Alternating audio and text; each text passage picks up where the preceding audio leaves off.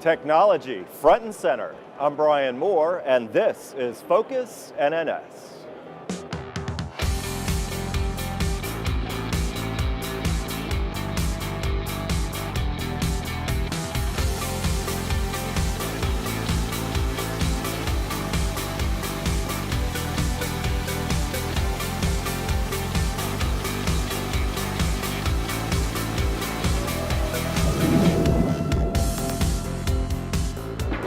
We're here at Navy League's annual Sea Air Space Exposition, where Huntington Ingalls Industries is showing off its products and people. We'll show you the latest in high-tech shipbuilding. Plus, aircraft carrier suppliers come to Washington, D.C. to bring the carrier message to Congress.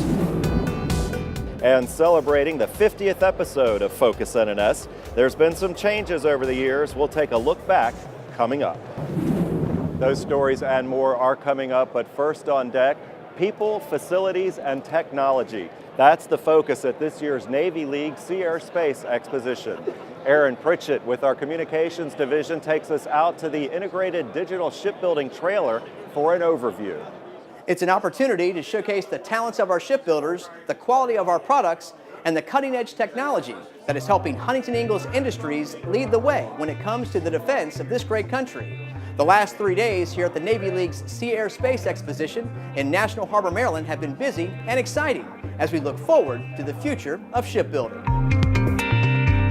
So Sea Air Space is the largest show dealing with the maritime industry. So that's for the Coast Guard, the Navy, and in the U.S. Maritime Services. Huntington Ingalls is well shown. We have a marquee spot, primo location, and it really showcases the fact that we are top-notch and a huge contributor to the U.S. mission dealing with the Navy and the Marine Corps. So the one that you're in now, that event is the flight arrangement, really pinpointing some design changes that inspired us moving the Island House back 140 feet. So, since the aircraft carrier can't fit down the Potomac, what we've decided to do is use augmented reality and various tablets and headsets to communicate the scale of an aircraft carrier, and also for submarines, be it the Columbia class, the Virginia class, and sometimes we tell stories about the 688s. We have an integrated digital shipbuilding initiative going on, and that's Well, we really weave the story of the people, our products, and the purpose of each here. One without the other really would be an incomplete thing.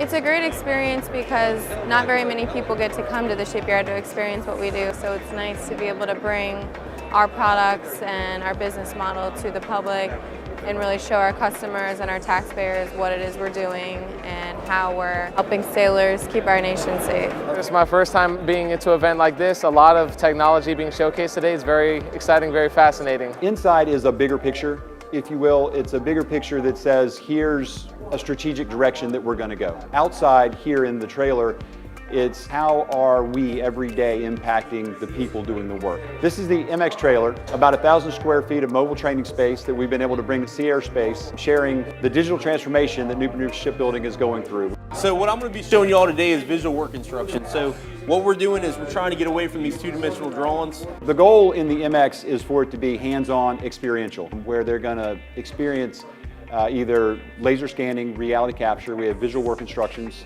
visual build management, also looking at the Internet of Things, and then 2 augmented reality apps really focused on the sustainment side of how do we take that data and what we're doing into the Navy in order to help them sustain the ships going forward. Laser scanning or reality capture is basically where I can take real-world environments and bring them into a 3D environment. It's kind of neat to see people get excited about what we build, and that it is a legacy, if you will. I mean, it started with repairing ships. It started with our first hull Dorothy with rivets, right? And now we're building world-class nuclear-powered vessels that defend our country. And now we're figuring out how to do it in a different way, and a way that will help our customer continue to sustain them for years to come. The technology on display here at the Sea Air Space Exposition is only a small scale of what is being utilized here at Newport News Shipbuilding and across the company. For Focus NNS, I'm Aaron Pritchett. Back to you, Brian. All right, thanks a lot, Aaron. Well, as we mentioned earlier, this is the 50th episode of this newscast, which began back in May of 2009. Hello and welcome to this edition of Shipbuilding News. Back then we were Northrop Grumman Newport News and the show was called Shipbuilding Television, or SBTV.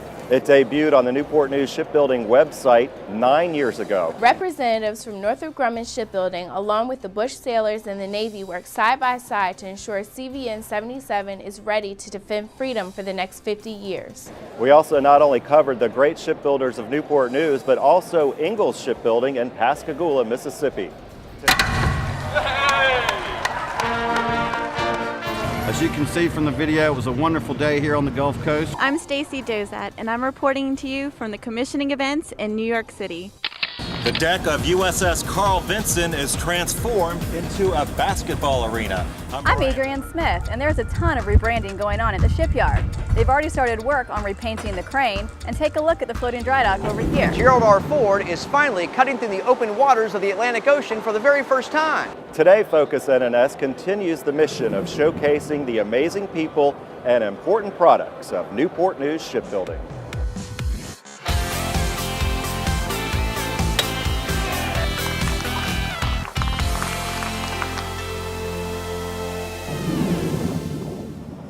And we'll look back at more a little bit later. But first, let's take a look at some other news from around the yard. The newest Virginia-class submarine, Indiana SSN 789, is a step closer to delivery. The 142-member crew officially opened the galley on April 3rd and enjoyed their first meal with ship sponsor Diane Donald. For me, it's a once-in-a-lifetime opportunity, and I really am trying to embrace every opportunity that I can with the crew. The nuclear-powered fast attack submarine is in the final stages of construction at Newport News Shipbuilding and is scheduled for delivery later this year.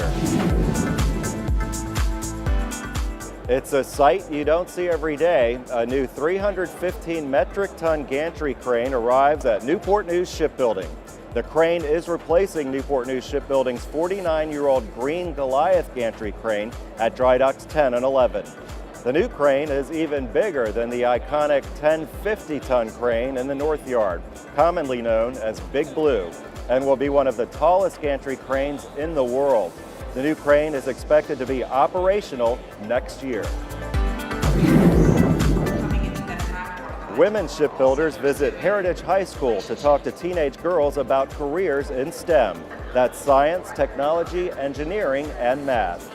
The women answered questions and gave advice regarding what classes to take to prepare for a STEM career.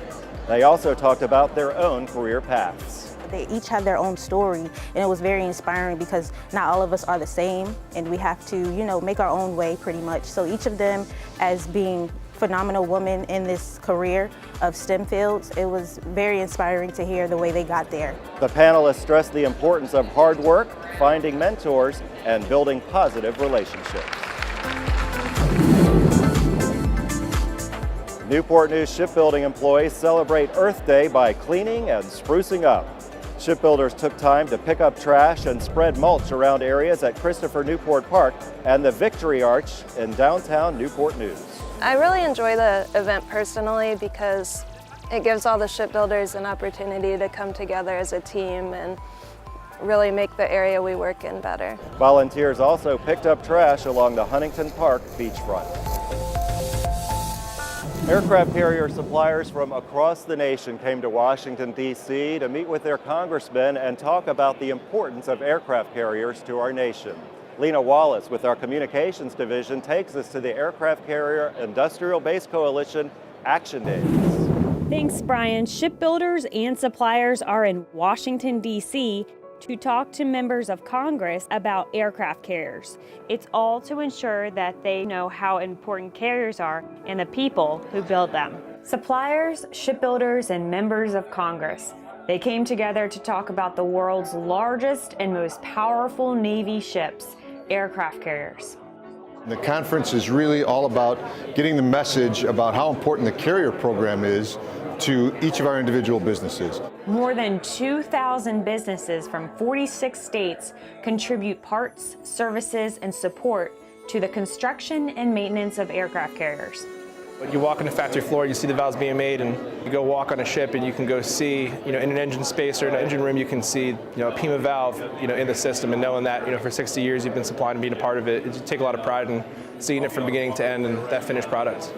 For the first time at the Action Days conference, Newport News Shipbuilding's IDS team showed off the new digital technology that the company uses. It means a lot to have the platform or opportunity to really share what Newport News Shipbuilding is doing as far as going digital, from the top down. It's being cascaded out that, hey, we're actually doing this, so we want to do our part to help suppliers be comfortable, be aware, be prepared so that we can have a better shipbuilding industry altogether. More digital technology is being used at Newport News Shipbuilding. These tools will help make construction more efficient and cost-effective. This all comes as the Navy released a request for proposal, or RFP, for a 2-ship carrier buy for Enterprise CVN-80 and yet-to-be-named CVN-81. Thank you for the great job that you do in providing that creation, that innovation, and all the things that we need to make sure that the carriers of tomorrow have the capacity to continue to support the greatest fighting force the world's ever known. Suppliers say the importance of aircraft carriers' new technology in the 2-carrier RFP sends a strong message to Congress of greater work stability and greater opportunities for cost savings, as the United States looks toward a goal of a 355-ship Navy. For Focus NNS, I'm Lena Wallace. Back to you, Brian. All right, thanks so much, Lena. Well, that's going to do it for this edition of Focus NNS. Make sure to download our free app, NNS To Go. It's available in the Google and Apple stores on your smartphones and tablets. Don't forget to check out the latest news in our weekly publication, Currents, and look for Focus NNS on Cox Cable. It's available on channel 1886, or Contour customers can speak Newport News Shipbuilding into your remotes to take you to the latest programming. Well, as we leave you today, we're going to take a look back at some of the last 9 years and 50 episodes of Focus NNS. Thanks so much for watching. I'm Brian Moore. We're here at our shipyard in Pascagoula, Mississippi. Hello and welcome to this edition of SBTV. Today marks an important milestone for the Northrop Grumman Shipbuilding BCS program and the submarine New Mexico. The foremen each got a plaque recognizing their exceptional safety record, a special coin, and meal tickets for their work. As you can see, we are here at Family Day 2009. The Big E is back at sea. But first on deck, the Newport News Shipbuilding team is here in San Diego, California for the Quicken Loans Carrier Classic. For Focus NNS, I'm Leah Colvin. Back to you, Brian. Thank you, Leah. The in-service carrier engagement champions are working to develop a culture of safety, diversity, and inclusion. Look all right, hair good? All right. The high quality work and the great sense of pride these shipbuilders have for this great ship as they all work together towards completion and delivery to the U.S. Navy in 2016. Can I do it one more time, Brian? Our products, our people, proudly. Hard work and innovative ideas are the secret to 130 years of success. Networking advice, resume writing, interview tips, and more. Those are only some of the important topics covered at the first ever Career and Development Expo. I just got my hard hat through payroll deductible. Brian. It's not deductible, it's deduction. Our communications division intern, Ashley Key, was here to do something. And I've got my hard hat, Brian. One more time. And I've got my hat. Back to you, Brian. Thanks so much. Thanks so much for watching. Thanks so much for watching. I'm Brian Moore.